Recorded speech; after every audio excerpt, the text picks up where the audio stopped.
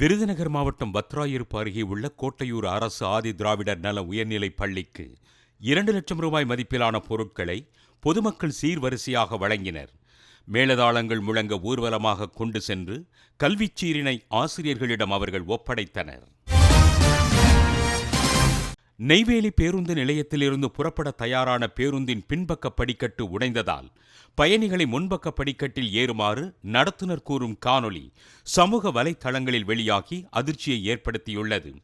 ஓட்டை உடைசல் பேருந்துகளை இயக்கி பயணிகளின் உயிரோடு போக்குவரத்து துறை விளையாடக்கூடாது என சமூக ஆர்வலர்கள் வலியுறுத்தியுள்ளனர்.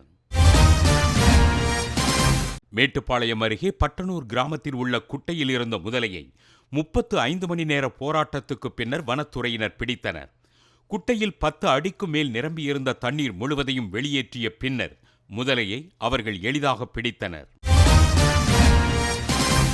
நெகிழிப் பொருட்களை தவிர்த்து மஞ்சப்பையை பயன்படுத்த கோரி கொடைக்கானல் நகராட்சி மற்றும் அரசு கலைக் கல்லூரி சார்பில் விழிப்புணர்வு ஊர்வலம் நடைபெற்றது.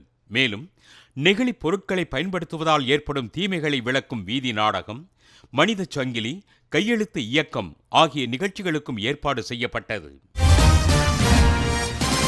திருப்பரங்குன்றத்தில் அஞ்சல்காரராக பணியாற்றி வந்த சுமதி என்பவரை தற்கொலைக்கு தூண்டிய துணை கோட்ட ஆய்வாளர் தீபராஜாவை கைது செய்ய வலியுறுத்தி புதுக்கோட்டையில் அஞ்சல் ஊழியர்கள் ஆர்ப்பாட்டத்தில் ஈடுபட்டனர். பின்னர் மறைந்த அஞ்சல்காரர் சுமதிக்கு அவர்கள் மௌன அஞ்சலி செலுத்தினர்.